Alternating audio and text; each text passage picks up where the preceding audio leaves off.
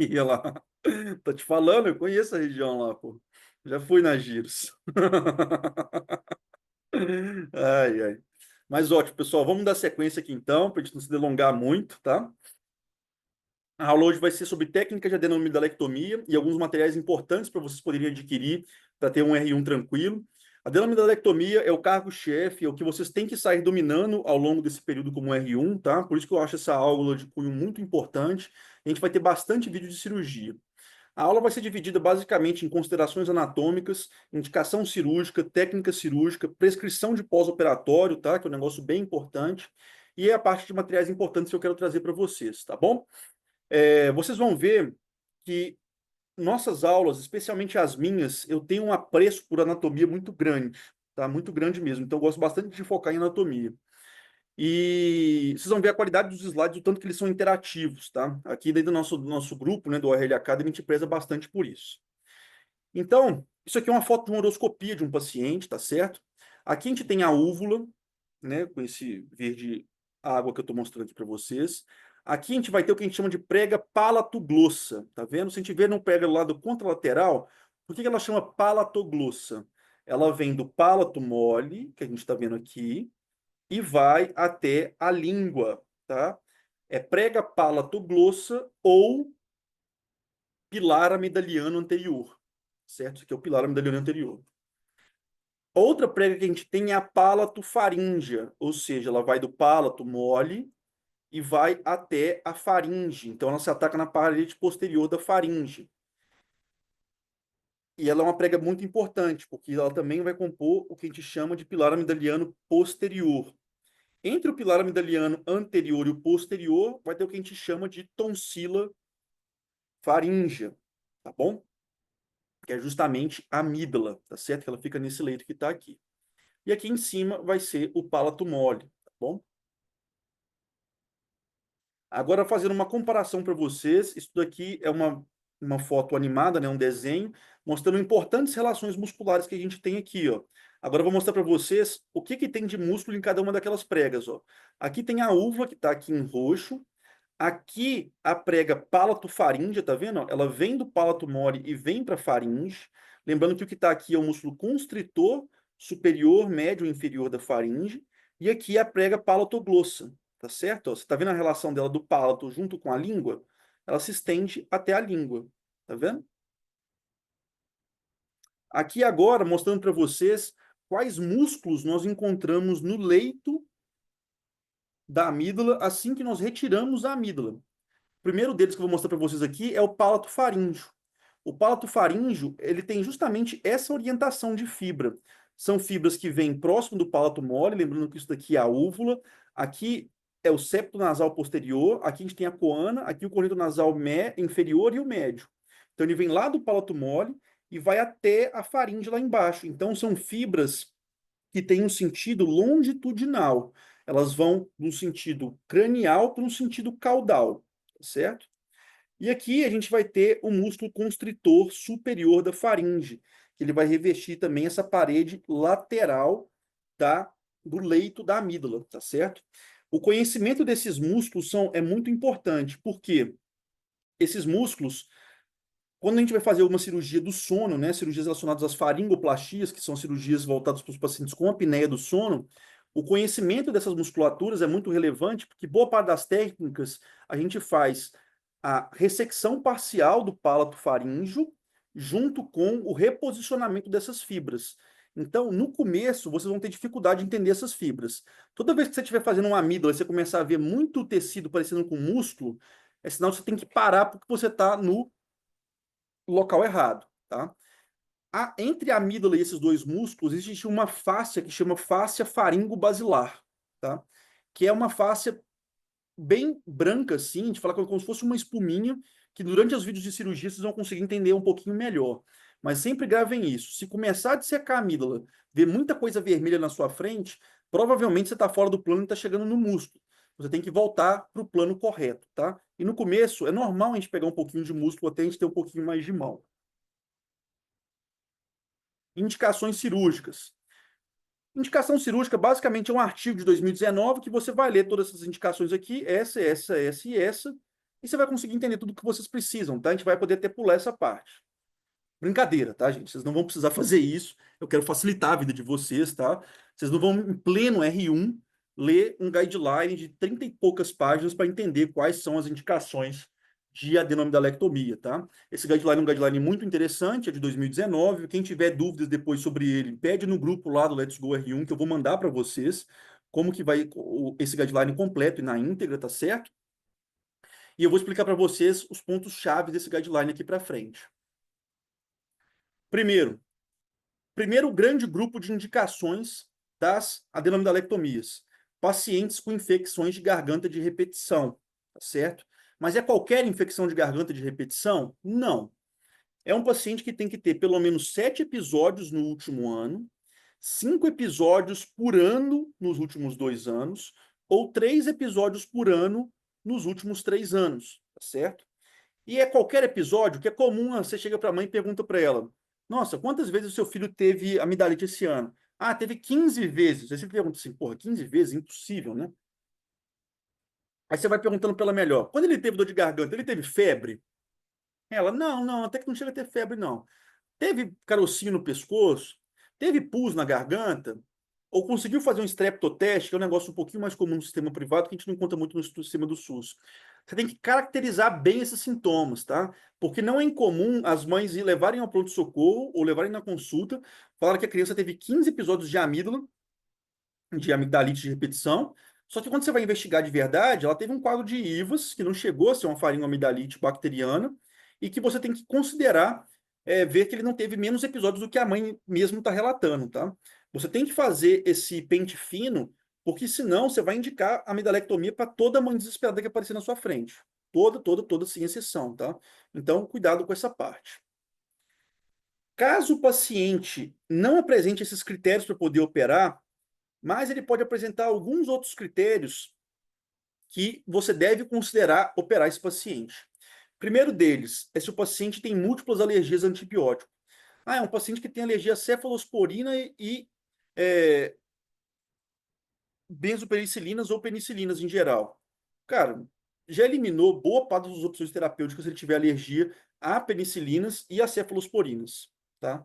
Geralmente, pacientes com alergias a penicilinas, cerca de 10 a 15% deles podem ter alergia cruzadas a cefalosporinas. Então, é um dado que você tem que tomar bastante cuidado, tá?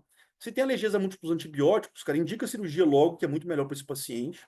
Se esse paciente tem pifapa, o que é pifapa? Febre periódica, estomatite aftosa e faringite adenite recorrente, tá?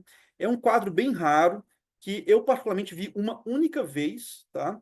E eu nem vi que o paciente tinha de verdade. Eu não vi o paciente em várias crises, eu vi uma descrição de prontuário, tinha visto que ele já tinha sido operado de adenomidalectomia por isso, tá? Então é basicamente um paciente que faz vários episódios mesmo. Esses episódios têm estomatite aftosa associada, tá? Diferentemente de uma faringoamidalite habitual. Geralmente os episódios têm um intervalo entre 4 a 6 semanas que eles vão acontecer com o paciente, e nitidamente é um quadro que ele tem que ter melhora completa dos sintomas antes de iniciar um novo ciclo. Porque um paciente que tem estomatite aftosa permanente, você tem que pensar em outros tipos de doença para ele. Então ele tem que ter um ciclo que ele tem sintomas, ele melhora completamente os sintomas e abre um outro quadro. E vai fazendo assim. E aí você tem um diagnóstico de PIFAPA, que é uma indicação típica de adenomidalectomia. E um outro caso é nos pacientes que já apresentaram um episódio, pelo menos, de abscesso piramidaliano. Tá? Apresentou um episódio de abscesso piramidaliano, precisou ser drenado, igual a faca, igual a adenomidalectomia. Tá bom? Entenderam essa primeira parte da indicação? Alguém quer perguntar alguma coisa? Quer levantar a mão? Vocês viram que aqui a gente conversa pra caramba, bicho. Igual o Jason aqui falou que é de Minas Gerais, daqui a pouco eu vou até abrir uma cerveja aqui e começar a prosear, porque aqui eu gosto que vocês participem. Alguma dúvida, pessoal? Não? Ótimo. Ele mandou boa noite aqui. Vamos passar para a próxima. Apneia obstrutiva. Isso que eu vou falar aqui agora. Apneia obstrutiva do sono é uma outra indicação, tá bom? Considerar realizar A2 ou A mais A. O que é A2, tá? Só para vocês se familiarem com esses termos. A2, em alguns locais, significa amígdala e adenoide. Quando fala A0, significa só adenoide. Quando fala A1, significa só amígdala. tá bom? E alguns lugares, como por exemplo Minas Gerais, o Jason pode até confirmar para a gente no chat. Em Minas Gerais, o pessoal costuma falar mais A mais A, para quando é amígdala e adenoide, não é? Depois o Jason confirma para vocês. Geralmente é assim que a gente fala em Minas. Em São Paulo, eu vejo mais o pessoal falando A2, ou A0, ou A1. A0 para adenoide, A1 para amígdala, tá? Isso, viu que eu te falei? A mais A, justamente. Em Minas Gerais, quem tiver aí de Minas, o pessoal costuma falar A mais A. Considerar a realização de A2 ou A mais A em pacientes com ronco noturno, desculpa os dois T's aqui, perdão, pessoal, associado a comorbidades como retardo de crescimento, baixo rendimento escolar, enurese noturna, asma ou alterações de comportamento. O que um paciente com que roncos noturnos, né? É a apneia obstrutiva do sono, costuma ter alteração de comportamento. Geralmente a mãe fala que é uma criança absurdamente agitada, que tem muita dificuldade de seguir comandos, tem muita dificuldade de manter-se atento na aula. A enurese noturna também, aquele sono agitado, é muito tipo de crianças roncadoras, crianças com apneia obstrutiva do sono, tá bom? E nesses casos em que o paciente tipicamente tem todos esses pormenores, essas prerrogativas, ou boa parte delas, você pode considerar a cirurgia sem necessidade de uma polissonografia pré-operatória, tá? Polissonografia, em tese, é o exame padrão ouro para diagnóstico de apneia obstrutiva do sono, tá bom? Você só pode falar que uma criança tem apneia obstrutiva do sono ou um adulto depois de uma polissonografia, é o padrão ouro. Só que imagine vocês a dificuldade técnica e de disponibilidade de exame para a gente indicar uma polissonografia para todas as crianças que forem fazer adenomidalectomia, né? É a principal cirurgia feita pelos otorrinos, é uma das cirurgias mais feitas no mundo, tá? Uma das mais feitas no mundo como um todo. Imagina você indicar uma polissonografia, um exame que a criança teria que dormir numa clínica para poder fazer essa cirurgia. Não tem como, não é prático, não é custo efetivo, não vai resolver o problema, tá? E agora, quais pacientes vocês devem considerar fazer uma polissonografia pré-operatória? Esses daqui é realmente muito importante você fazer, porque muitas das vezes você não está diante só de uma apneia obstrutiva com padrão mecânico, né? Uma apneia puramente obstrutiva. Às vezes você pode estar tendo um padrão de uma apneia mista, às vezes você pode estar tendo um padrão de uma apneia central, né? E um paciente que estiver tendo muitos episódios de apneia central, por exemplo, não vai ser só uma adenomidalectomia que vai resolver o problema dele, tá certo? Esses detalhes de como que funcionam as apneias obstrutivas, tá? Para quem adquirir nosso curso, o ORL Starter, né, que é um curso focado para vocês que estão assistindo a gente aqui, o Dr. Fábio Palma, que participa do nosso curso, né? Ele que é otorrino e médico do sono, que fez residência médica na USP, no Hospital das Clínicas aqui da Faculdade de Medicina da USP de São Paulo. Ele dá aulas assim fantásticas para vocês poderem entender isso, tá certo? Então, quando você vai considerar menores de 2 anos de idade, ou seja, crianças que têm ronco e são menores de 2 anos de idade. Por quê? O pico de crescimento da adenoide, especialmente, e das amígdalas, vão ali em torno do que a gente fala entre os 3, 4 até os 7, 8 anos. Uma criança que é roncadora antes dos 2 anos de idade, opa, tem coisa aí, tem boi na linha, tem coisa que a gente precisa avaliar com mais cuidado, tá certo? Vamos responder aqui a pergunta do Alfredo. Então, poderia fazer, tipo, um teste terapêutico nesse caso, mas daí consideraria um exame físico alterado com aumento de amígdala e de adenoide? Não é bem um teste terapêutico que a gente fala. O que a gente fala é o seguinte: você não precisa de uma apneia, de uma polissonografia para poder fazer um diagnóstico de um respirador oral, que é uma criança que tem todos os tipos de estigmas de que é um paciente roncador, ou seja, alterações crânio-faciais, né? Ou seja, tem os dentes são muito para frente, né? Tem protusão da arcada superior, ele tem hipoplasia do lábio inferior, ele está sempre de boca aberta, ele é um paciente com hipoplasia do seio maxilar, ele tem palato ogival, por exemplo, tá certo? Então, são crianças que têm alterações craniofaciais importantes e mais alterações que a gente viu no exame físico, uma amígdala grande, adenoide grande, e outras alterações que a gente viu nesse tipo de exame. Juntando tudo isso, você tem uma boa indicação de fazer uma adenomidalectomia, tá? Você só precisa desse tipo de alteração. Você não precisa de confirmar necessariamente que o paciente tem apneia obstrutiva do sono. Pode você mostrar que ele é um respirador oral, ele já tem síndrome de respirador oral, já é mais do que o suficiente para você poder fazer uma boa indicação cirúrgica, tá? Pacientes obesos, sempre fazer, tá? Obesidade infantil, tá bom? E lembrar pacientes obesos pequenos, assim, com 2 anos, 5 anos de idade, sempre pensar que pode ser puramente por aumento da ingesta de calórica, de forma primária, mas também pode ser por síndromes, como, por exemplo, o síndrome de Prader-Willi, né? Que é aquela síndrome da criança ela fica obesa muito pequenininha, né? Pacientes com síndrome de Down, idealmente sempre fazer, não é sempre que a gente consegue, mas idealmente sempre fazer. Alterações craniofaciais importantes, como, por exemplo, síndrome de Pierre-Robin, síndrome de Treacher-Collins, ou alguma outra alteração craniofacial mais relevante, é de bom tom fazer. Desordens neuromusculares, como distrofia de Duchenne, pacientes com atraso do desenvolvimento neuropsicomotor, né? Ou com paralisia facial, paralisia cerebral também, importante fazer a polissonografia antes disso. Anemia falciforme, mucopolissacaridose. A anemia falciforme é um negócio bem interessante. Vamos ver se algum de vocês aqui acertaria isso. Por que que vocês acham que é importante investigar a apneia do sono num paciente com anemia falciforme? Esse é um negócio bem interessante, o raciocínio por trás disso. Algum de vocês se arriscaria? Pode abrir o áudio para poder falar. Ou pode mandar aqui no, no chat também. Vocês imaginam por que que é relevante você fazer uma polissono, avaliar a apneia obstrutiva do sono no paciente com anemia falciforme? Alguém? Então vamos lá para explicar para vocês, ó. Na anemia falciforme, o que que é o grande problema da anemia falciforme para esses pacientes mais jovens? São as crises falcêmicas, que podem ser tanto crises falcêmicas, que seriam as crises álgicas, né, crises de dor, ou crises de sequestro esplênico, crises de sequestro hepático, certo? E o que que acontece com os pacientes que têm anemia falciforme e têm apneia obstrutiva do sono? Esses pacientes vão apresentar, por conta do quadro apneico, episódios de dessaturação ao longo da noite. E o que que a dessaturação da oxihemoglobina, da hemoglobina, da hemácia vai gerar? Vai gerar maior taxa de falsização das hemácias desses pacientes, e eles vão desenvolver mais crises falcêmicas. Então, o paciente que tem anemia falciforme, apesar de não ser um paciente anêmico, você tem que fazer todo um cuidado para poder fazer essa cirurgia nele, ele é um paciente que você tem que operar mesmo, muito rápido mesmo.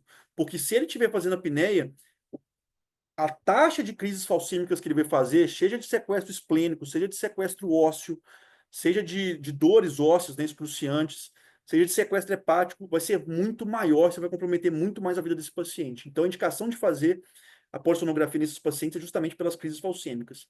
Na mucopolissacaridose, que é uma doença de depósito, também é importante fazer, porque geralmente tem doença de depósito e a língua fica muito grande. É um paciente que, por exemplo, às vezes não adianta você fazer a adenoamidalectomia. Às vezes é um paciente que tem que evoluir para uma traqueostomia, tá? Não é incomum se encontrar paciente com mucopolissacaridose que evolui com traqueostomia. Paciente com desoses neuromusculares que evoluem para traqueostomia, tá? Como um tratamento de apneia, diga de passagem. Mostrando para vocês aqui um pouquinho agora de uma mesa cirúrgica, tá bom? De materiais. Em relação às indicações, pessoal, ficou tudo claro ali para vocês? Vocês gostaram? Entenderam direitinho as indicações? Aquilo ali é o básico do básico do básico das indicações. Ficou claro para vocês? Perfeito. Então, mostrando aqui. Isso daqui é a cureta de adenoide, tá? Vocês estão conseguindo ver meu mouse? Ou melhor colocar um apontador? Tá dando para ver o mouse? Não? Deixa eu pegar aqui um apontador, pera aqui. É...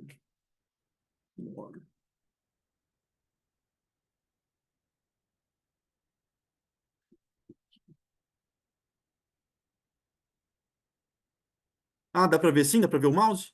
Vocês conseguiram ver? Ótimo, então dá para ver o mouse. Ótimo, perfeito então. Então aqui, ó, é uma cureta de adenoide, tá? Que eu vou mostrar para você depois como a gente utiliza. Ela tem uma parte que você consegue fazer a curetagem da adenoide, você vai posicionar ela no meio da úvula, né, entre os pilares amidalianos para poder fazer a coleta de adenoide.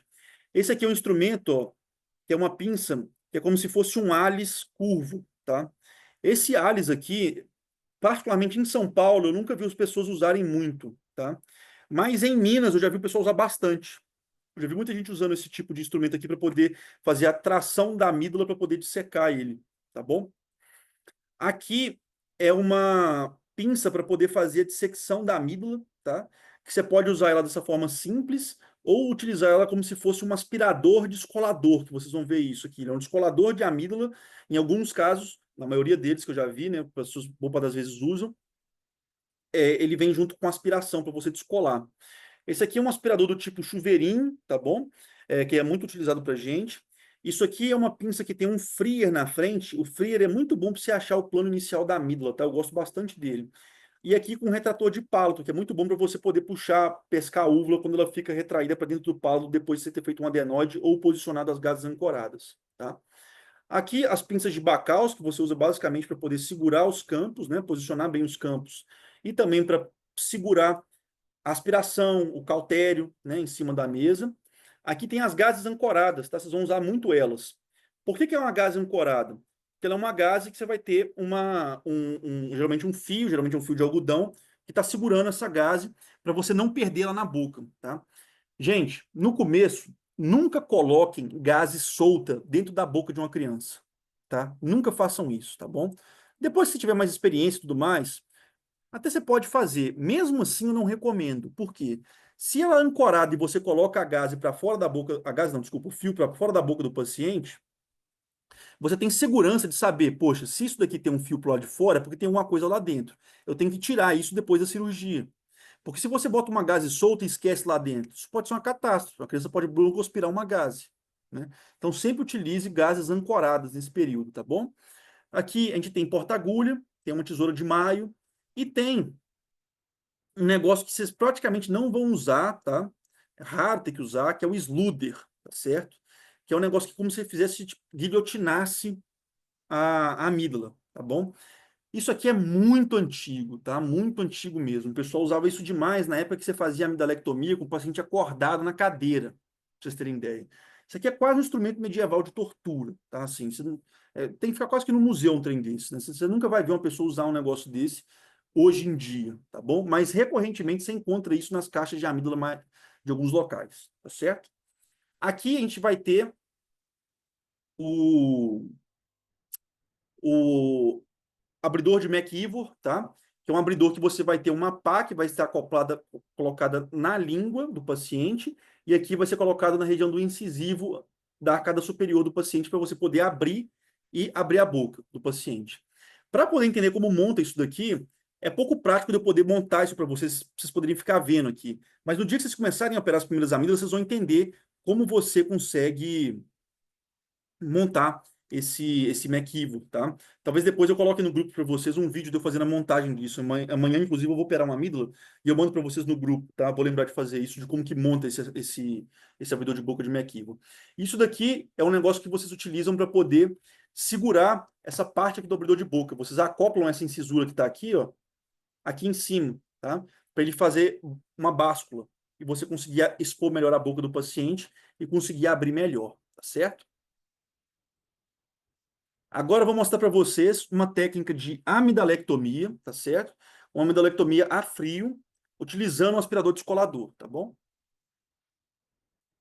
Então aqui, ó, vocês estão vendo que tem aquela espuminha branca que eu tinha comentado com vocês, ó? Viram que aqui é meio branco, tá? Isso daqui é a fáscia faringo-basilar, tá? Então, à medida que você vai dissecando, você tem que estar bem no plano. Vocês estão vendo que em momento nenhum você vê músculo, você vê só a fáscia. Isso daqui é uma amidalectomia feita num plano adequado, tá certo? Essa daqui, inclusive, eu fiz tem algumas semanas, inclusive, tá? Você vai fazendo, vai dissecando. Aqui eu pedi para um outro colega segurar uma câmera, né? E aqui a gente mostrando como é que fica o leito da amígdala depois. Tá vendo? Então, idealmente, é para você ver essa parte mais transparente e branca, tá? Que o que é branco é tecido conjuntivo, é a fáscia. Então, você não deve expor músculo. Quanto mais músculo você expõe, mais sangra e mais vai ter dor no pós-operatório. Uma coisa muito importante que muitas vezes vocês não entendem, que à medida que você vai pegando uma pinça para poder fazer tração da amígdala, você tem que sempre fazer uma tração e uma contratração para você poder expor o plano. Então, pinça que está puxando a amígdala para um lado, fazendo uma tração perpendicular ao sentido que você está dissecando. Você não está dissecando abrindo um plano para cá e você está puxando para cá, ou seja, isso é perpendicular, né? Você está puxando para cá e você está dissecando para cá. É perpendicular, né? Então, sempre fazer uma tração perpendicular ao plano que você está dissecando. Quanto mais tração e contratração vocês fizerem, mais fácil vai ser para você poder dissecar essa amígdala, tá certo? Então, aqui acho que ficou bem claro para vocês como é que fica depois, e depois o aspecto final, né? Alguém tem alguma dúvida sobre essa técnica de amidalectomia a frio, usando o aspirador descolador? Tem alguma recomendação do sentido da dissecção, se do polo inferior para o superior, ou então se da loja para a amígdala, ou algo assim? Excelente pergunta da Aline, ótimo. Sempre do polo superior para o polo inferior, tá? Sempre do polo superior para o polo inferior. O polo superior, ele é mais fácil de você achar o plano e é mais intuitivo você fazer do polo superior para o polo inferior, tá bom? No começo, aqui em cima, no polo superior, você sempre vai dissecar da loja para a amígdala, da loja para a amígdala. Só que quando você chega no polo inferior, a amígdala palatina, a tonsila palatina, ela segue por contiguidade com a tonsila lingual. Por quê? Tonsila palatina com tonsila faríngea e tonsila lingual formam um anel. É o anel linfático de Waldeyer, tá bom? Se você continuar fazendo o sentido de dissecar da loja para a amígdala no polo inferior, você vai continuar dissecando e vai dissecar a amígdala lingual junto. Idealmente, a gente não disseca a amígdala lingual junto. Dissecar naquela topografia é justamente aonde a artéria lingual chega para poder irrigar a língua. E sangramento de artéria lingual é muito ruim mesmo. Eu já vi um, você passa sufoco para poder parar. Então, sempre que acabou a amígdala palatina, nunca desça para a amígdala lingual, senão você vai ter sangramentos bem importantes. Tá bom? Consegui responder sua dúvida, Aline? Ficou claro? Ótimo. Parabéns pela pergunta, foi ótimo. Agora mostrando para vocês um pouquinho de técnica de amidalectomia a quente, tá? Feita com instrumento de eletrocautério. Pausa nesse momento aqui agora. Para vocês R1s, eu recomendo sempre, durante praticamente todo o seu R1, faça a amidalectomia a frio e faça dando pontos na loja amidaliana. Por que é importante fazer dando pontos, tá? Dar pontos na loja amidaliana vai te dar mais destreza manual. Dar o ponto e descer com ponto, tá? Ajuda muito na destreza manual que você vai ter que adquirir, tá certo? E fazer a amígdala a frio é muito menos chance de você fazer movimentos inadvertidos e fazer catástrofes, tá? O que eu estou dizendo por catástrofe?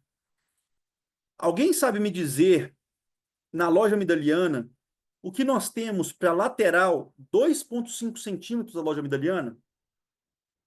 Alguém sabe dizer aí o que está 2,5 centímetros lateral à loja amidaliana?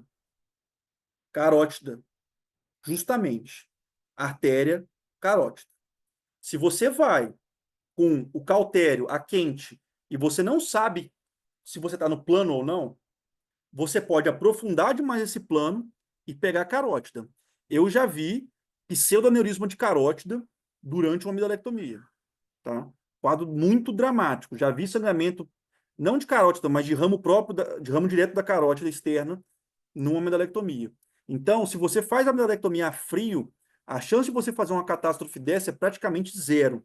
Se você faz a quente, tem que saber muito bem onde você está, tá? Eu sei que tem serviços que gostam de fazer amidalectomia a quente já no R1. Particularmente, não acho bom. Eu acho bom você dominar todas as técnicas. Todas, sem exceção. Mas para o R1, treinar fazer a frio e treinar dar ponto para poder fazer hemostasia é muito bom para o seu treinamento de destreza manual, tá? Eu recomendo fortemente que vocês façam dessa forma. Então, aqui ela fazendo uma tração, tá vendo? Sempre faço uma tração. Aqui ela indo com cautério monopolar, tá vendo? No modo de coagulação. Então, ela já fez uma incisão. E aqui vai começar a aparecer a face faringo-basilar que ela está cortando. E a amígdala vai começar saindo. Aí você fala, nossa, é bem mais hemostático. Realmente, praticamente não sangra mesmo. Quando você faz com cautério ou com bipolar. Cautério monopolar ou um cautério bipolar. Mas aqui é uma pessoa experiente fazendo, né? Nesse caso aqui não fui eu que fiz, eu peguei esse vídeo da internet, aquele primeiro de amidalectomia frio foi eu que fiz para vocês, e aqui vai ter com bipolar, eu que fiz também. Então aqui você vê que ela consegue fazer rapidinho, né? A amidalectomia super rápida, praticamente não sangra. Existe toda uma discussão, tá? Em cima de a amidalectomia a quente gera mais dor pós-operatória para os pacientes do que a amidalectomia a frio. Particularmente, não existe estudos, assim, não existe nenhum RCT, Randomized Control Trial, assim, que mostre de fato, uma evidência robusta de que a amidalectomia quente gera muito mais dor pós-operatório. O que a gente sabe de forma intuitiva é, se você está no plano, vai ter menos dor do que você não tiver no plano. Tá? Isso é fato. Se você está no plano, a chance do paciente experimentar uma dor pós-operatória muito grande é baixa. Agora, se você sai do plano e expõe músculo, meu amigo, aí já era. A dor pós-operatória vai ser bem mais intensa. Tá bom? Isso que eu queria perguntar, se sangra mais no pós-operatório do que a frio, porque acaba que a região fica mais cruenta. Não tenho esse dado para poder te falar, tá? São estudos que não têm, assim, eu nunca li sobre. Eu precisaria fazer uma revisão mais profunda para poder te dar essa resposta com contundência, tá? Então, assim, não vou me arriscar a falar algo que eu não tenho propriedade para falar. Eu nunca fiz uma revisão recente em relação a isso. Do que eu já tinha estudado antes, nunca se mostrou que teria maior sangramento no pós-operatório. O que vai fazer ter sangramento no pós-operatório é se você não faz uma hemostasia adequada no intraoperatório. Você não pode sair da cirurgia com a amígdala babando, entendeu? Com a amígdala sangrando. Você tem que realmente tentar fazer uma analgesia da melhor forma que você puder. O que acontece muito é, por exemplo, o paciente que não seguiu as orientações pós-operatórias direito, um paciente que teve quadro de vômitos no pós-operatório, que está com muita tosse no pós-operatório, isso daí a gente sabe que aumenta bastante a chance de sangramento. Mas entre as técnicas, não tem assim uma evidência robusta falando assim, poxa, essa técnica sangra bem menos do que a outra, ou sangra mais do que a outra, tá? Não tem muito isso, pelo menos até onde eu tenho lido. Aqui foi eu fazendo, tá? Isso aqui é um bipolar, tá?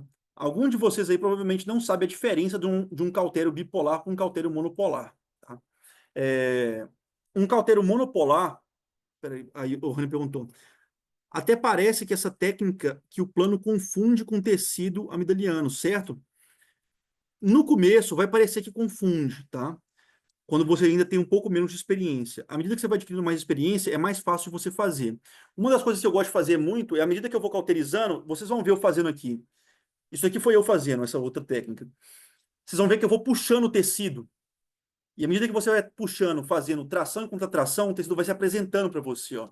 Você vai ver que com bipolar fica muito mais claro, ó. Olha só. Puxando, fazendo tração para um lado, fazendo contratração com bipolar, ó. Olha só como é que o planinho vai abrindo todo para você.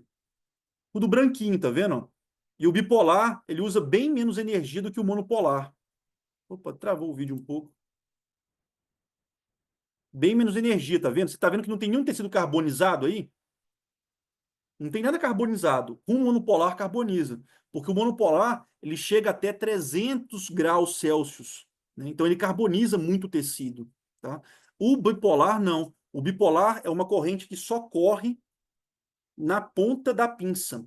Ela não transmite para fora, tá? Uma coisa que eu não gosto muito de usar o monopolar naquela região ali, eu não gosto muito de usar o monopolar naquela região, porque você pode transmitir energia para a carótida. O bipolar é muito mais contido. Então, utilizar o bipolar para fazer hemostasia ou para dissecar é infinitamente mais seguro do que o monopolar. Tá? O bipolar, a tensão, né, a voltagem, a tensão fica só entre as pás do bipolar, entendeu? Ficou claro agora para você, Johanny? Acho que fica melhor de entender mesmo. No monopolar carboniza muito, aí confunde.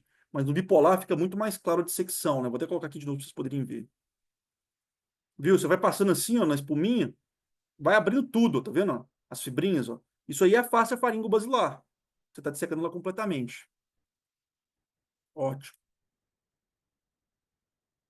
Aqui mostrando para vocês agora, esse site é muito bom, tá? É um site da Mayo Clinic, tá? Mayo Clinic, ou Clínica Mayo, é uma instituição norte-americana muito boa.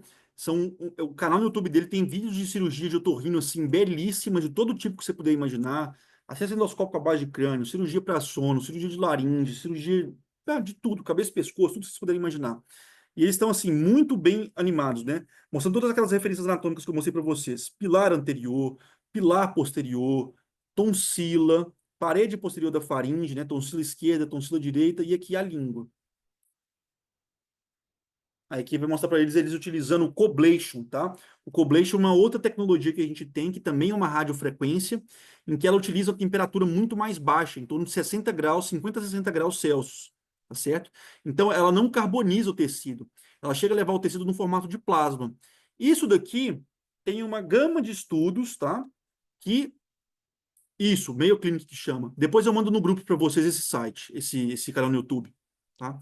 Pode mandar lá para mim, me lembrando, por gentileza, viu? Se você quiser já mandar no grupo para eu poder anotar lá depois e ver todas as coisas que eu tenho que mandar para vocês, me ajuda. Então vocês estão vendo que, ó, não carboniza o tecido em momento nenhum, tá vendo? Ele deixa o tecido se levar quase que a condição de plasma, tá? De estado da matéria de plasma. Então isso aí você consegue fazer uma amidalectomia sem ter praticamente nada de carbonização de tecido. E muitos estudos mostram que ele tem uma redução significativa de dor pós-operatória. Tem bastante coisa nesse sentido mostrando já, tá, gente? Então, é uma técnica legal, não é amplamente disponível, não são todos os convênios que liberam o uso de Coblation, tá? É um instrumento caro, tá bom? O Coblation aí vai custar pelo menos uns 15 mil reais por convênio para poder adquirir, tá? Do jeito que é hoje. Então, vocês vão conseguir fazer isso, assim, muito em cursos, ou eventualmente, se vocês têm um paciente com um convênio um pouco mais diferenciado, vocês vão conseguir solicitar. Mas, via de regra, é difícil. E os pacientes gostam mesmo, cara, porque realmente tem menos dor pós-operatória. Eu nunca operei com Coblation, tá? Mas tem chefes meus que, quando conseguem solicitar, sempre pedem. Sempre pedem. E aqui mostrando para vocês uma técnica da adenoidectomia com a cureta. Tá vendo que ele colocou aqui a cureta no meio das duas amígdalas, entre a úvula, e ele fez a curetagem. E ali, ó, veio a adenoide todinha, tá vendo? Para vir a adenoide todinha desse jeito, é muito importante a cureta estar afiada. E eu recomendo muito para vocês que vocês façam esse movimento no começo com as duas mãos, tá certo? Com as duas mãos. A adenoidectomia, vocês vão ver com o tempo, você precisa fazer uma ou duas vezes para entender o que está acontecendo, tá? Então, assim, ó, posicionou lá com as duas mãos e fez aquele movimento de alavanca, assim, ó. E a adenoide sai todinha, você pega, e aí você lembra daquelas gases ancoradas que eu falei com vocês? Vocês pegam as gases ancoradas, colocam elas ali dentro da amígdala, tá certo? Dentro do leito da adenoide, desculpa. Ah, tá, saiu o som deles aqui, desculpa. Aí você coloca ali para poder controlar o sangramento, né? A gás ancorado, para depois você poder fazer as amígdalas. Em geral, a gente faz as amígdalas primeiro, as adenoides primeiro, para depois fazer as amígdalas. Que a gente deixa a gás ancorada ali para poder fazer uma ação hemostática. Muita gente gosta de colocar na gás ancorada adrenalina ou solução com Afrin, né? Com oximetazolina, que ajuda bastante também. Agora eu vou mostrar para vocês uma cirurgia bem legal também. Eu até fiz uma dessa hoje cedo, mas eu não consegui terminar de editar o vídeo para vocês. Isso aqui foi um vídeo que eu peguei da internet mesmo, tá? Que é a adenoidectomia com shaver, tá? O que é o shaver? O shaver é um microdebridador, ou seja, ele tem na ponteira dele uma coisa que come o tecido, principalmente tecido mais mole, e também tem aspiração em conjunto. Então ele come e aspira, come e aspira, come e aspira. Então aqui você está fazendo uma adenoidectomia pela boca, utilizando uma ótica de 70 graus, em que você realmente vai comendo o tecido adenoidiano, tá vendo? Muito cuidado, porque bem aqui, ó, isso daqui é a tuba auditiva, tá? Muito cuidado com isso daqui. Isso aqui é a tuba auditiva e aqui atrás é o septo posterior. Se você virar, você está vendo que todo momento ele está com isso aqui virado para o lado contrário da tuba auditiva? Por que você está fazendo isso? Porque se você faz isso, você evita de poder comer a tuba auditiva. Grande problema de quem está fazendo adenoide com shaver no R1 é justamente fazer essa catástrofe que é você comer a tuba auditiva.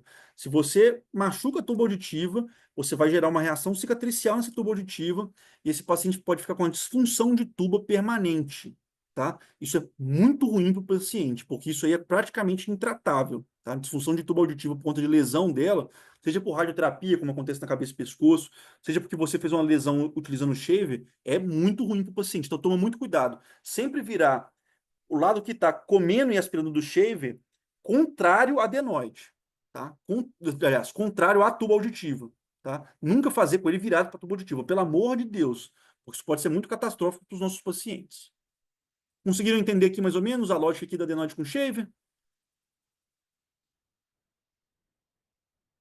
E aqui mostrando agora para vocês um vídeo que, inclusive, é de um canal de um chefe meu. É um chefe meu que, inclusive, é o doutor Bruno Barros, ele é otologista aqui pela Escola Paulista de Medicina. E ele é representante do Coblation aqui no Brasil. Tá? Ele é speaker do Coblation. Quase todo o curso de Coblation que tem aqui em São Paulo, ele está presente. Tá? Então, ele usa muito Coblation. E aqui mostrando para vocês como é que faz adenoide com Coblation. Obviamente, eu acelerei o vídeo, tá vendo? E aqui ele mostrando ele diminuindo todo o tecido adenoidiano usando o Coblation. Você vê que com o Coblation, cara, praticamente não sangra nada, nada, nada, nada. porque você não carboniza tecido, né? Você deixa ele transformar no modo plasma e o tecido vai saindo, né? Você vê que o coblation é muito bom nesse aspecto, né? E lembrando que aqui você também está tirando a adenoide rente à face faringo basilar, e se você aprofundar muito, você vai pegar a musculatura profunda aqui, geralmente que é o longus capitis, e aí vai gerar um sangramento mais chato de poder controlar. Então, muito importante você não aprofundar muito esse plano e não chegar no plano muscular, tá certo?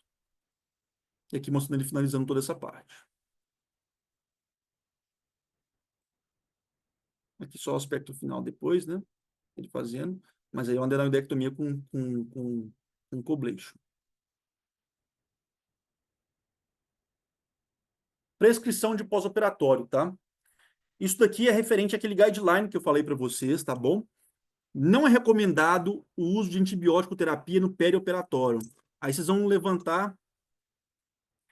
Ah, a angulação da lâmina de Shaver, ele geralmente 70 graus. Tá? De 30 graus ou de 70 graus, se você tiver. Pelo menos 30 graus. Geralmente de 70. Aí vocês vão ver aqui.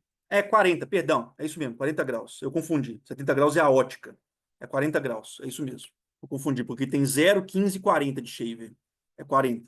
Ele está corretíssimo. Perdão. Não é recomendado antibiótico terapia no perioperatório.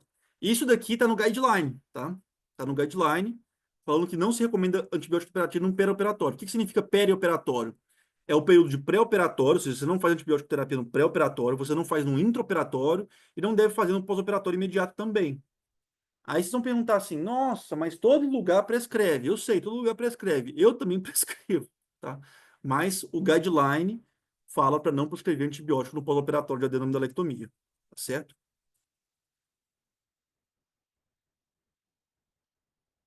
Palpando, justamente. Uma outra coisa que eu gosto de fazer muito, Aline, é depois de palpar, depois de fazer com a cureta, você pega uma gaze úmida, você abre completamente essa gaze e você enrola no seu dedo. Que aí você faz depois uma leonidectomia romba, né? Você usa a aspereza da gaze para poder terminar de retirar aqueles restos adenoidianos de forma abrasiva, tá? Utilizando a gaze. Você vai fazendo assim e vai tirando tudo, entendeu? Então você pode fazer isso, você pode ir palpando. Palpar é a melhor forma mesmo, você está corretíssimo. Tá? Eu gosto muito de usar gaze para isso, tá? Muito mesmo. Você coloca no dedo médio aqui, que é o maior dedo que a gente tem, e faz toda essa parte romba mesmo, né? Essa abrasão ali naquele leito cirúrgico, e você retira os restos adenoidianos. Você sente como se fossem umas coisinhas estourando no seu dedo quando é adenoide, tá? Como se fosse um negocinho, uma pipoquinha no dedo assim, você começa a sentir mais ou menos isso.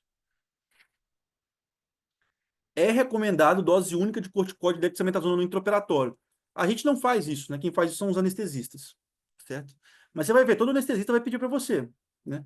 Você usa aspirador cautero na adenose na hemostasia? Quando faz com shaver, sim. Eu costumo utilizar assim. É interessante. Você pode entrar com ele pelo nariz, né? Você entra com a ótica de zero pelo nariz e faz. Ali a gente te mostrou para vocês fazendo a adenodectomia com shaver pela boca. Geralmente a gente faz isso pela boca em crianças muito pequenas.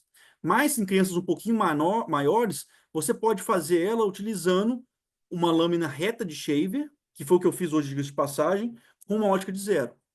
Entendeu?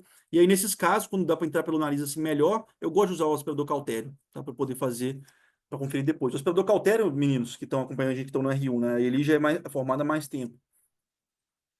É, é um instrumento que a gente usa no nariz, principalmente, tá? Ele aspira e permite que você cauterize ao mesmo tempo. Tá certo? É muito útil, né? Todo mundo usa isso no otorrino.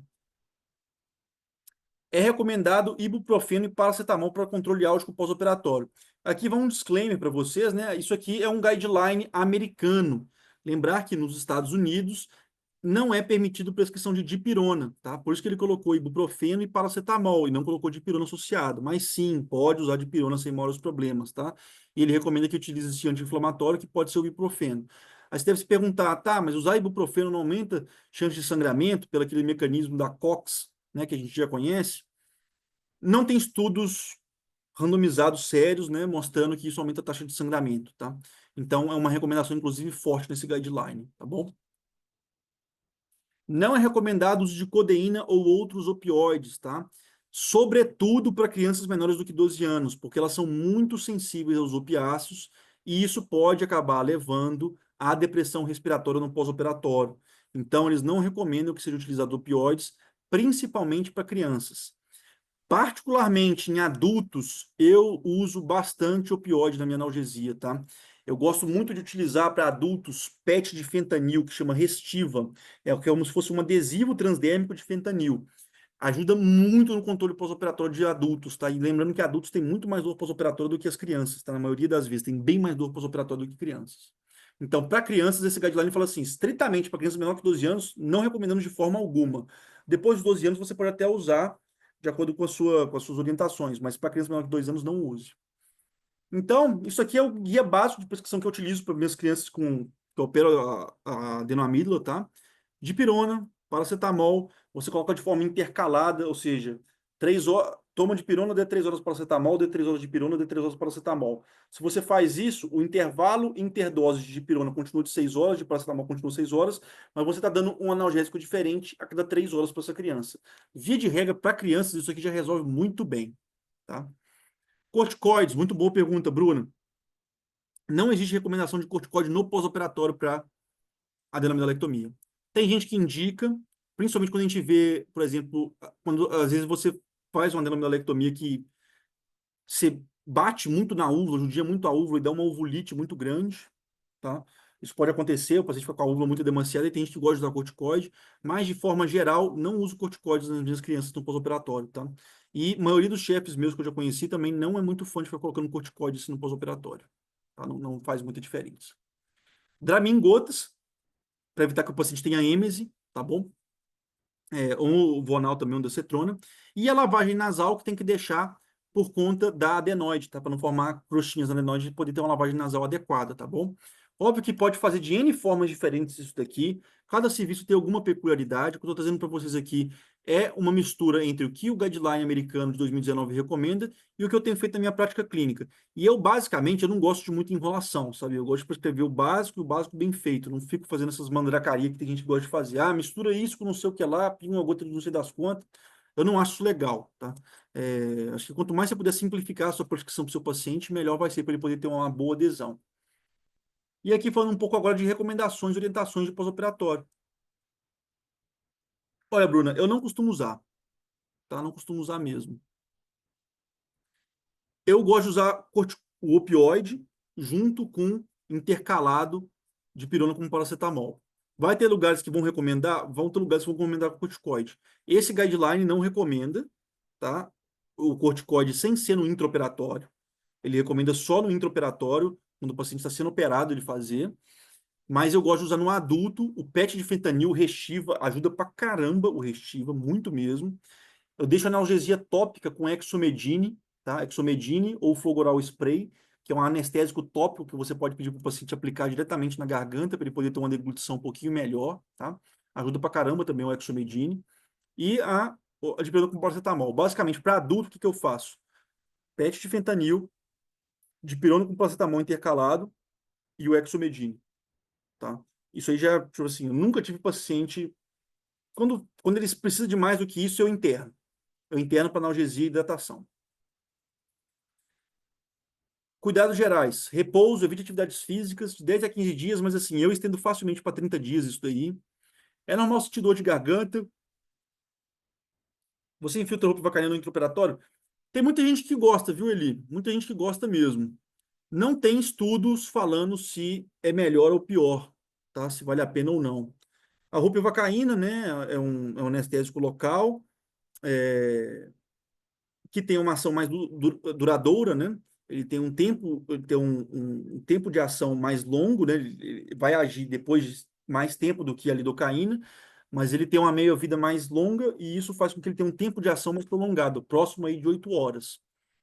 Você pode fazer, né? Pode fazer. Eu já fiz algumas vezes, depois parei de fazer. Particularmente, não vejo muita diferença, assim, não. Eu acho que o que mais faz diferença é um bom anestesista. Um anestesista que sabe estubar no plano certinho, que sabe fazer uma analgesia de intra e de pós-operatório, que não fica mendigando analgesia para o paciente, para mim é muito mais importante do que infiltrar, por exemplo. Tá? Hoje, por exemplo, foi uma anestesista muito boa que fez para a gente hoje. A criança acordou, ficou super bem os primeiros 30, 40 minutos sem chorar. Acordada, tranquila, sem chorar lá. Tá? Porque ela faz bem. Fio que eu uso para poder fechar a loja, Catgu 2 ou Vicryl 3. Vicryl 3 também. Eu tô com um vídeo para poder editar para vocês, para mostrar como é que fecha a loja da Liana depois. Eu vou mandar aqui para vocês. Eu fiz um vídeo hoje e depois eu vou mostrar, que era um vídeo que eu queria ter mostrado para vocês, mas eu não consegui terminar de editar. Alimentos recomendados, né? Geralmente alimentos pastosos e frios, sorvete, iogurte, gelatina, purê de batata, mingau frio, picolé de frutas, caldos, sopas, né? Evitar alimentos duros, como pão, biscoitos torrados, alimentos ácidos, comidas quentes, temperadas, refrigerantes e bebidas gasificadas, tá? Fique atento aos sinais de alarme, né? Sangramento intenso pela boca. Sempre alerte a criança que ela vai ir para a mãe, que é normal sair como se fosse uma baba suja de sangue. Isso aí é normal de acontecer. O que não pode acontecer é sangramento vivo, como se tivesse acabado de se cortar. Febre alta e persistente, acima de 38 graus, dificuldade de respirar, vômitos frequentes, dor muito forte, letargia e desidratação. Lembrar que desidratação aumenta muito a chance de percepção de dor do paciente, tá? Muito mesmo. E agora falando de alguns materiais importantes, tá? Um tema bem legal para vocês. Gente, nessas horas, não queira me ser o Zé do equipamento, o cara que compra os equipamentos mais caros, tá? Tem diferença na progressão de dieta, por exemplo, os primeiros 3 dias de tal jeito, depois de outro jeito. Eu falo para ir vendo a aceitação da criança, tá? Começa ali com sorvete, pudim, gelatina, pureza, etc. Depois vai melhorando um pouquinho a consistência, sempre mantendo ainda frio e gelado. E depois do primeiro retorno pós-operatório com 7 dias, você já começa a introduzir comida na consistência normal. Criança costuma recuperar muito mais rápido que adulto, tá? Muito mais rápido mesmo. Então é um negócio que você vai tateando, tá? Fotóforo hoje em dia. Vocês devem ter visto no seu serviço de vocês aí várias pessoas com esse fotóforo branquinho, tá? Eu lembro que eu comprei o meu na AliExpress na época que lançou isso daqui por R$ 600 esse fotóforo. Hoje em dia você encontra preços ridículos para eles, assim, muito baratos. E assim, eu uso um fotóforo desse até hoje, tá? Até hoje. Então, assim, não recomendo nada você ficar gastando rios de dinheiro com fotóforo, tá? Não recomendo mesmo. Enquanto tem rede de fibrina na loja do pós-operatório, indica alimentação ou ainda tem que ser pastosa? Eu vou muito mais pelo tempo de pós-operatório e por ver se está cicatrizando bem, porque a rede de fibrina é um bom indicativo de que está cicatrizando bem. Geralmente ali com 7 dias você ainda vai ver um pouquinho. Mas dá para progredir e depois com 10, 15 dias de pós-operatório já está completamente cicatrizado. Boca tem um turnover de mucosa muito bom, então cicatriza muito rápido. Tá? Agora, por exemplo, você pode. E outra coisa que eu recomendo muito: comprar lanterna de cabeça, tá? Por quê? No lugar de vocês aí que tiver pronto-socorro, porta aberta, que era o caso aqui no nosso Hospital São Paulo, é muito melhor no pronto-socorro, ao invés de você levar o seu fotóforo, que pode estragar, pode perder, você ter uma lanterninha de cabeça dessa. É mais barato, mais fácil de levar, muito mais resistente, tá? Você bota em qualquer lugar, o fotógrafo às vezes tem que ficar levando maleta para poder fazer, levar o fotógrafo junto. Então, ter uma dessa eu recomendo muito, cara. É muito baratinho, igual vocês estão vendo aqui, tá certo? E ajuda pra caramba. Otoscópio, tá? Esse aqui da AMD, ou qualquer outro otoscópio, cara. Esse daqui, eu uso um desse, tem pelo menos uns 4 ou 5 anos, tá? Que é uns R$ 400. Mas você pode ir lá e comprar um Heine de fibra ótica, você pode comprar um mini Heine também de xenon, pode comprar um outro Elshagen, você pode comprar um Macroview de R$ 7.000, um que só o cabeçote dele, 1.700, 2.500. Gente, foca no simples, tá? Com esse otoscópio aqui, você faz tudo que esses outros otoscópios aqui fazem. Exatamente tudo. Ah, esse aqui tem uma tecnologia um pouco melhor, etc. Sim, tem mesmo, tá? Não estou querendo dizer que um MD é melhor do que um Heine, nem que um Elsharing. Não estou dizendo isso, tá? Se você quiser, vai ter muito colega seu aí, R+, para recomendar. Tem que comprar um mini Heine. Eu não iria por isso, tá? Eu sou bem econômico com essas coisas. R1, você vai andar para o hospital para cima e para baixo, você vai estar cansado, com privação de sono. Para você esquecer um trem desse aqui, caríssimo numa enfermaria dessa, é um pulo. Pra você esquecer, tá? É um pulo.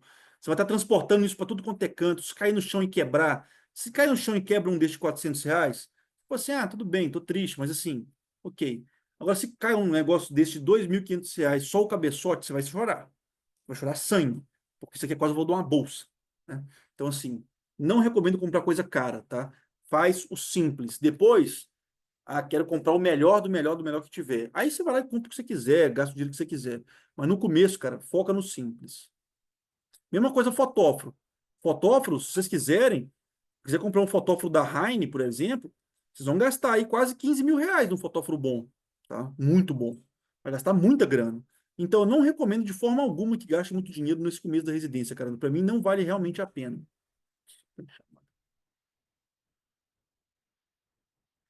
E aqui, alguns outros instrumentos muito importantes para vocês, tá? São instrumentos que a gente utiliza para poder fazer. Deixa eu desligar meu telefone aqui, desculpa, pessoal.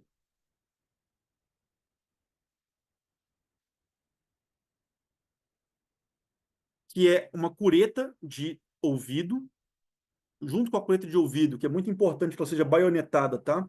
Um espéculo de nariz, um jacaré delicado para tirar corpo estranho de ouvido, tá certo? Um porta-algodão, que ajuda principalmente para cauterizar nariz, um aspirador de nariz e um aspirador de ouvido. Se vocês tiverem esse kitzinho que está aqui, junto com esse otoscópio que está aqui, junto com essa luzinha de cabeça que está aqui e esse fotóforo, tá? No final das contas, pelo que eu calculei, vai dar mais ou menos um kitzinho de uns R$ 1.000. Tá? Dá até para achar mais barato que isso. Um jacarezinho desse aqui é um pouquinho mais caro. Um jacaré bom desse aqui é uns R$ 400, quase. Isso aqui é ridiculamente barato. Coisa de 30, R$ 40, R$ 50, tá? Bem em conta. Dá para você fazer um kitzinho muito bom desse daqui, comprando coisa da internet mesmo, com mais ou menos uns R$ 1.000. Se você precisa ter isso aqui tudo? Não. Tem vezes que na residência vai ter isso daqui. Por exemplo, no Hospital São Paulo mesmo. No PS tem otoscópio para todo mundo. Nos ambulatórios tem otoscópio para todo mundo, se quiser levar. Mas esse pessoal acaba levando sempre dele, né? Fotógrafo não tem, não. Mas essas outras coisas aqui tem. Então, assim, às vezes você não precisa comprar tudo, nem precisa comprar tudo de uma vez só, tá? Não precisa comprar tudo de uma vez só. Mas se você tiver esse kit aqui, meu amigo, você já não passa raiva em nenhum plantão, tá? Nenhum plantão. Coletinha boa. Jacaré delicado. Um otoscópio razoável, um fotóforo, os aspiradores de ouvido, tem que ter aspirador de ouvido. Esse aqui tem que comprar de qualquer jeito, tá? Tem um aspiradorzinho de ouvido delicado, bom, vale muito a pena. E um de nariz também para você ter com você. Um pouco mais de R$ 1.000, você já consegue fazer um kitzinho desse bem legal e já consegue trabalhar muito bom. Ah, verdade, um ITAR também ajuda bem, viu, ele? Concordo com você. Uma sondinha de ITAR ajuda muito bem, que a Aline mostrou para vocês naquela aula lá, da primeira aula, que é de corpo estranho, que é aquela sondinha de ITAR que ajuda a tirar corpo estranho de nariz, principalmente, tá? Ajuda bastante, viu? Eu adicionaria um ITAR, provavelmente vai adicionar mais uns R$ 100 aqui dessa brincadeira, 100, R$ 150, tá? Então fica aí algo entre 1.200, R$ 1.300, R$ 1.400 no máximo, tá bom? Eu acho importante falar isso para vocês, porque no começo da residência aqui todo mundo pegava, "Ah, tem que comprar um mini Heine, tem que comprar um fotógrafo tal." Eu falei assim, gente do céu, não sei de onde vocês têm de tanto dinheiro, deve ter árvore de dinheiro dentro de casa. Porque eu acabei de chegar em São Paulo, eu morei na moradia de residente, os 2 primeiros anos de residência praticamente, o primeiro ano e meio, né? Dividi a casa aqui com 10 pessoas aqui dentro, porque eu realmente não tinha condição nenhuma quando eu cheguei aqui. Aí o pessoal falava isso e falou assim, cara, vocês estão afastados de Cristo, não vou investir nisso, entendeu? Eu não vou investir nisso. E com isso daqui, cara, já resolvia boa parte do problema, tá? Eu não sentia falta nenhuma de ver, meu brother, meu colega de residência tem um mini Heine. Eu tô vendo a mesma coisa que ele tá vendo com esse otoscópio aqui. Mesma coisa, tá? Mesma coisa. Aí lá pra frente, pô, quero investir no equipamento melhor, aí você vai lá e gasta com um equipamentozinho melhor, tá? Mas acho que com isso daqui já é o mais que o suficiente para vocês. Então, pessoal, espero que vocês tenham gostado da aula, tá? Foi uma aula de cunho extremamente prático para vocês no R1, tá? Falando da principal cirurgia que vocês vão realizar, dos principais equipamentos que vocês vão precisar ter. Eu sou um dos fundadores do ORL Academy, tá? Eu fundei o ORL Academy logo depois que eu terminei o R3 de otorrino e comecei na cabeça e pescoço. Isso daqui, para mim, é um negócio que eu vivo isso todo santo dia, né? Eu vivo a minha empresa todo santo dia. Eu respondo dúvidas de alunos todo santo dia. Quando vocês têm algum problema com plataforma, porque algum probleminha aconteceu, o telefone que toca é o meu, é o do Bruno, que é o meu sócio, é o do Fábio, que também está responsável pelo URL Starter. Vocês vão ver, assim, ele pode falar mais do que ninguém, porque ela faz mentoria com a gente. Eu respondo sempre que eu posso, o mais rápido que eu posso, tá? Sempre, sempre, sempre. E por isso que a gente vai manter turmas menores para o Starter, para eu poder dar atenção para vocês, né? Para a gente poder conversar com vocês, dar boas dicas para vocês. O R1 realmente é um período muito complicado, envolve às vezes, igual o Alfredo falou, poxa, eu morei a vida inteira na casa dos meus pais, Fiz faculdade lá em Tocantins, estou saindo a primeira vez lá agora. Pô, cara, isso é uma barra. É uma barra. Estresse psicológico, privação de sono, muito trabalho, fora de casa, fora de família. Muitos de vocês começam a namorar à distância nesse período, porque tem que ficar longe de namorado, etc.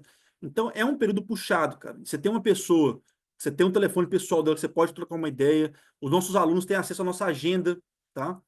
É, tem acesso à nossa agenda, por exemplo. A gente sempre permite que vocês marquem reuniões com a gente para definir temas estratégicos que vocês precisam estudar, para definir, por exemplo, dúvidas que vocês querem tirar sobre a residência. Poxa, eu não estou conseguindo evoluir aqui no meu tubinho de ventilação, como é que eu faço, cara? O que que você tem me dica para mim? Poxa, marca uma conversa com a gente, cara. A gente vai conversar com vocês numa boa. Então, a gente está sempre pronto para isso. A Júlia vai mostrar para vocês vários cupons de desconto que a gente vai dar para vocês agora para poderem, quem quiser fechar o curso até o dia 15, lembrando que dia 15 é o dia do consumidor, então a gente vai dar esses cupons de desconto para vocês poderem fechar, tá? Atualmente a gente já está com um pouquinho mais de 40 alunos na turma, a gente vai estender no máximo até 60 alunos, então assim, é uma oportunidade tremenda de ter pessoas que gostam demais do que fazem, gostam demais da especialidade e que vivem a especialidade como ninguém, assim, né? Assim, eu posso falar com propriedade para vocês. Eu gosto demais da otorrino da cabeça e pescoço. Muito mesmo, muito mesmo. Eu opero todo dia. Essa semana eu vou operar terça, quarta, quinta, sexta e sábado. E sábado eu ainda vou dissecar, pra vocês terem ideia. Então, assim, eu gosto pra caramba disso daqui, né? E vai ser um prazeraço ter vocês com a gente. Alguém tem alguma dúvida? Alguém quer perguntar mais alguma coisa? Eu vi que eu respondi muitas dúvidas de vocês, mas fiquem à vontade. Eu estou com vocês aqui até a hora que vocês quiserem. Se quiser ficar aqui até meia-noite comigo, eu estou à vontade. O que vocês querem perguntar? Se quiser, pode abrir o áudio também, igual o Alfredo abriu no começo da aula. Fiquem sempre à vontade.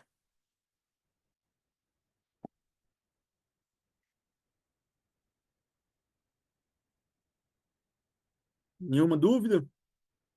Vocês curtiram a aula? Acharam ela legal, interessante?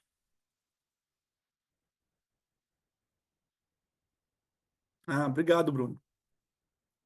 Você falou algo sobre transamino no intraoperatório? Boa pergunta do Igor. Transamino intraoperatório, não existe recomendação expressa para ser utilizado, mas muitos colegas usam, tá? Muitos colegas usam, tanto no intraoperatório quanto no pós-operatório, tá? Tanto no pós-operatório. Manobra de valsalva, muito importante isso que ele falou, tá? Fazer manobra de valsalva ao final da cirurgia é uma forma muito interessante de você checar se o paciente não está apresentando sangramento, tá? Principalmente sangramento venoso. O sangramento arterial vai sangrar de qualquer jeito.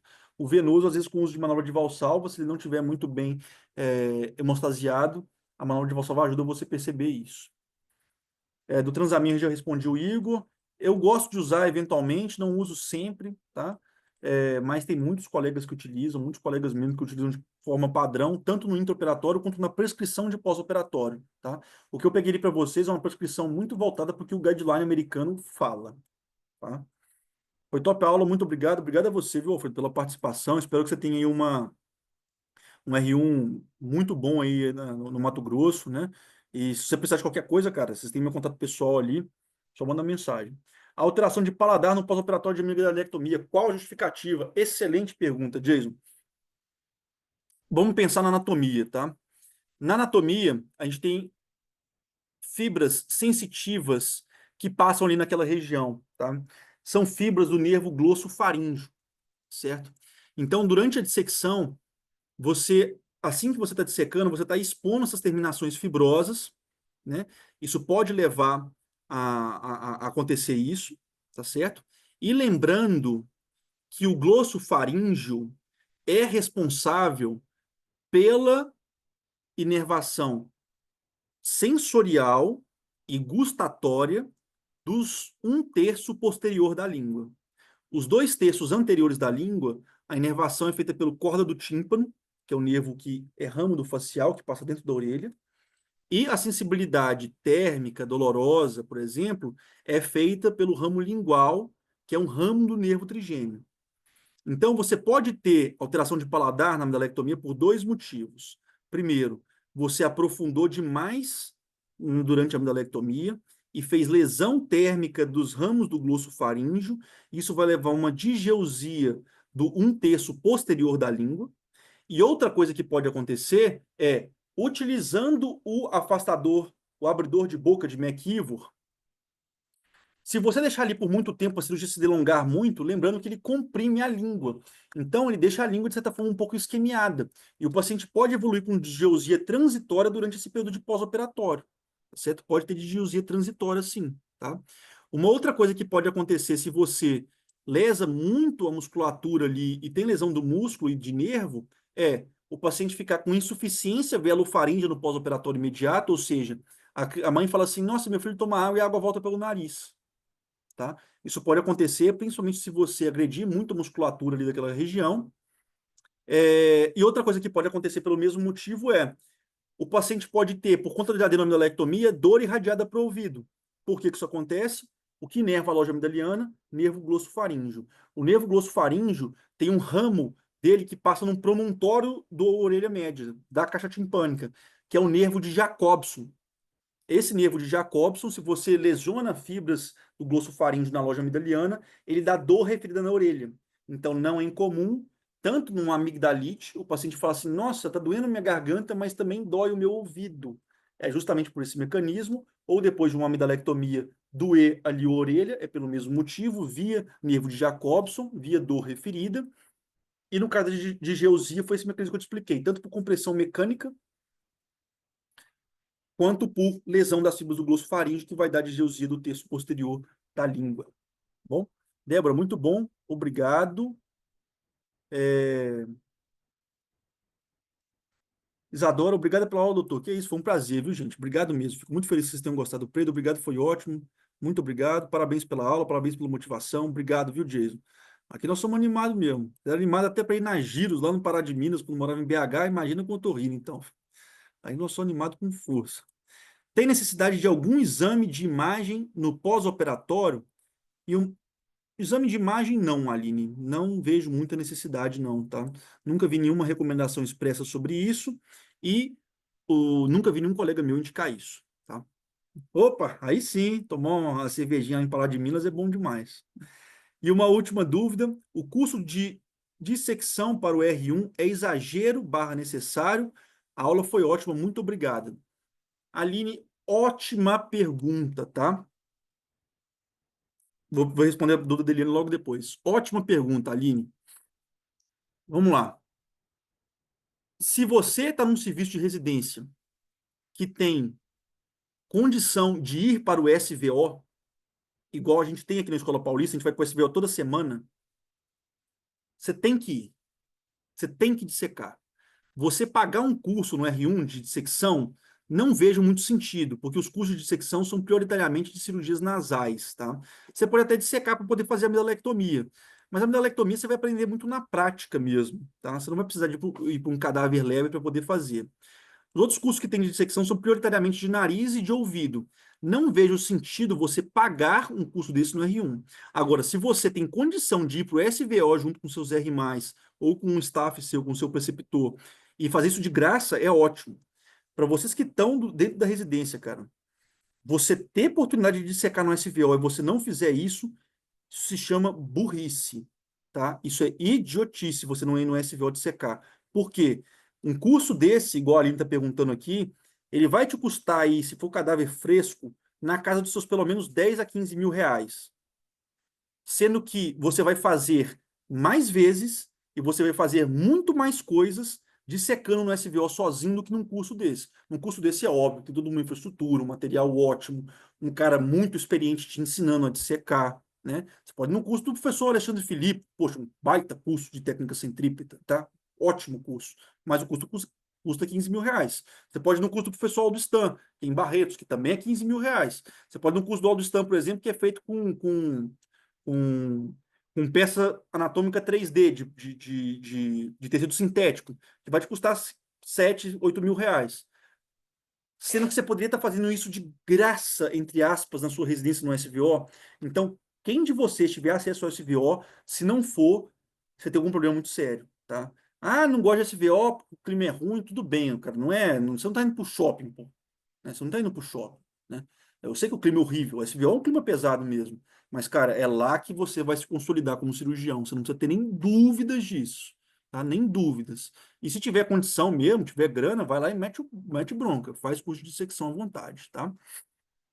Não sei se respondi sua dúvida, Aline. Vai ser um prazer receber vocês aqui. Nossa, vai ser ótimo. Alteração de paladar, você medica, usa corticoide? Ótima pergunta.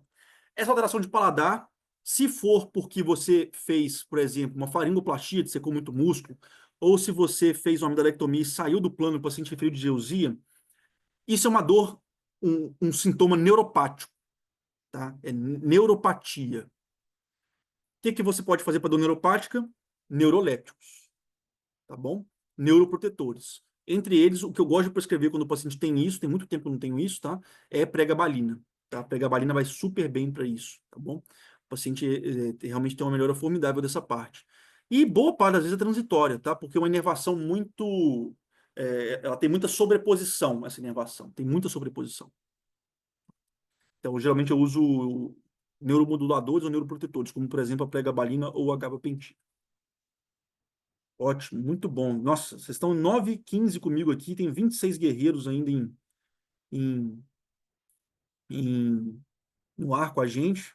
Muito feliz, viu, gente? Realmente espero que vocês tenham gostado bastante. Obrigado pelos elogios, viu? Foi fantástico ter vocês esses dias com a gente.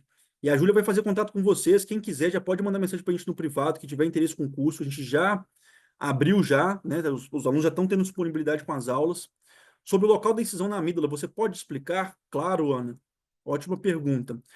Quando você traciona a amígdala, você vai com bisturi lâmina 12, para fazer ela frio, você faz um pouquinho, uns 3, 4 milímetros longe da amígdala.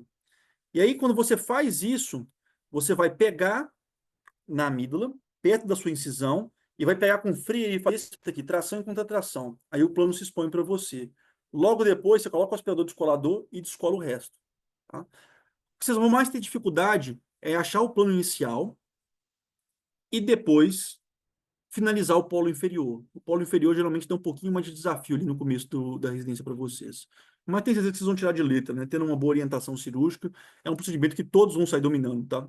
Não precisam ter é, medo de que não vão conseguir dominar a amidalectomia. Se tem uma coisa que uma pessoa que faz residência médica no otorrino domina, é a técnica de adenomidalectomia, tá? Fiquem bem tranquilos. Consegui responder, Ana? Conseguiu entender? Basicamente, você precisar uns 3, 4 milímetros ao lado da amígdala, depois você puxa ela, entra com fria, faz uma tração e contratração e o plano vai se expor. Logo depois disso, você vai pegando mais perto e disseca.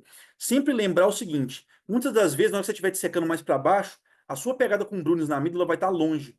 Sempre disseque pegando próximo de onde você está dissecando, nunca pegando longe, tá? Nunca pegando longe.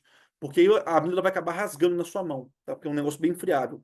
Sempre disseque pegando o mais perto possível que você puder.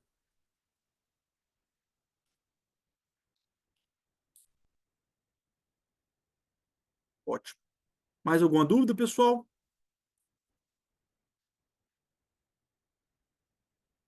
Então tá, joia. Perfeito. Vai até 9h15. Acho que foi a vez que vocês ficaram mais tempo aqui com a gente, né? Espero que vocês tenham gostado de verdade. Antes de vir aqui dar aula para vocês, para vocês terem ideia, eu dei uma aula no Hospital Paulista para os R3 de lá, falando só sobre câncer de laringe, tá? E fazendo um simulado com eles de câncer de laringe. Então, assim, saibam, eu gosto disso daqui. Gosto mesmo. E não sou só eu, Bruno, que é meu sócio, e todos os outros professores, a gente tem um tesão assim pela especialidade muito grande, tá? E para quem quiser seguir com a gente, pode ter certeza, né? Hoje em dia a gente não é só um curso, né? Online. A gente também tem parte de coisas hands-on, né? A gente opera demais como um grupo, né? E para quem mora em São Paulo, tem pretensão de vir para cá, hoje em dia a gente chefia um serviço, né? Uma clínica de otorrino que tem quase 12 mil atendimentos por ano, e muitos dos nossos ex-alunos vêm trabalhar com a gente, diga-se de passagem, tá? Tem ex-alunos nossos agora que estão trabalhando junto com a gente, então, assim, a gente é uma empresa, uma instituição muito agregadora nesse sentido, tá bom?